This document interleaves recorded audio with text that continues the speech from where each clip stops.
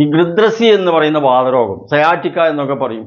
അതായത് ഈ നടുവിൽ നിന്ന് കാലിലേക്ക് ഇറങ്ങുന്ന വേദനയാണ്, ആ നാഡികൾക്ക് പിടിക്കുന്ന രോഗമാണ്. അതുപോലെ വാതരോഗമാണ്. അതിനുള്ള ചികിത്സ ഒക്കെ ചെയ്യണം. ഉച്ചിലൊക്കെ ചെയ്യുന്ന കൂട്ടത്തിൽ തന്നെ നിങ്ങൾക്കത് വരാതിരിക്കാനും അത് പെട്ടെന്ന് റിലീസായി കിട്ടാനും വേദനകളൊക്കെ മാറാനും ഒക്കെ നല്ല ചില എക്സസൈസുകളുണ്ട്.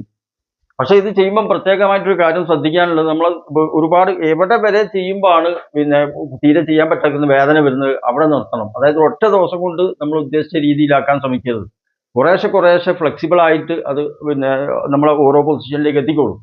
ഉദാഹരണത്തിന് ഞാനത് ചെയ്യുമ്പോൾ ഞാൻ പറഞ്ഞുതരാം. ആദ്യം നമ്മൾ അതിന് വാമപ്പ് ചെയ്യണം. ഓരോ അവയവങ്ങൾക്കുള്ള പെട്ടെന്ന് ഫ്ലെക്സിബിൾ ആയിട്ടുള്ള എക്സസൈസ് ചെയ്യരുത്. അപ്പോൾ നമുക്ക് തുടങ്ങാം. ആദ്യം തന്നെ ചെയ്യേണ്ടത് നമ്മൾ കുറച്ച് വജ്രാസനത്തിൽ ഇരിക്കുക എന്നുള്ളതാണ്. ഈ വജ്രാസനത്തിൽ ഇരിക്കുമ്പോൾ നമ്മൾ പ്രത്യേകം ശ്രദ്ധിക്കാനുള്ളത്, വയറ് നിറച്ച് ഭക്ഷണം കഴിച്ച് ഉടനെ ഒന്നുമല്ല ചെയ്യേണ്ടത്. എന്നാൽ പറ്റ കാലി വയറിലുമല്ല. ഭക്ഷണം കഴിച്ച് കുറച്ചൊക്കെ കഴിഞ്ഞിട്ട്, അതുപോലെ നല്ല ഈ ശുദ്ധിയായിട്ട് ദേഹമൊക്കെ ശുദ്ധി വരുത്തിയിട്ട് ഒക്കെ ചെയ്യണം. ഇതിൽ ഈ ഇരുത്തം കുറച്ച് സമയം ഇരിക്കുക. അത് ഇരുന്ന് കഴിഞ്ഞിട്ട് പിന്നെ നമ്മളൊന്ന് ഈ നടുഭാഗമൊക്കെ ഒന്ന് ഫ്ലെക്സിബിൾ ആവാൻ വേണ്ടിയിട്ട് ഈ ഇരുത്തത്തിൽ തന്നെ കാല് കുറച്ച് സ്പ്രെഡ് ചെയ്ത് വെക്കുക, മുട്ടുംകാല്. അതായത് ഈ ചെസ്റ്റ് അതിൻ്റെ നടുവിലേക്ക് വരണം, ഈ രീതിയിൽ. അപ്പോൾ ഇതിൽ കൈ വെച്ചിട്ട് നേരെ താഴോട്ട് പോവുക. ആ സമയത്ത് ഇവിടെ ഇങ്ങനെ ഉയരാൻ പാടില്ല. അതായത് ഈ ഭാഗം ഇവിടെ അമർത്തി വെച്ചിട്ട് നെറ്റി ഭാഗം ഇതിൽ കുറച്ച് ഒന്ന് ഹോൾഡ് ചെയ്യുക. അങ്ങനെ ഹോൾഡ് ചെയ്തിട്ട് നമ്മളിങ്ങനെ നല്ല ഇതിലേക്ക് തന്നെ പോവുക. ഈ ഒരു എക്സസൈസ് ഒരു 10 പ്രാവശ്യം ചെയ്യാം.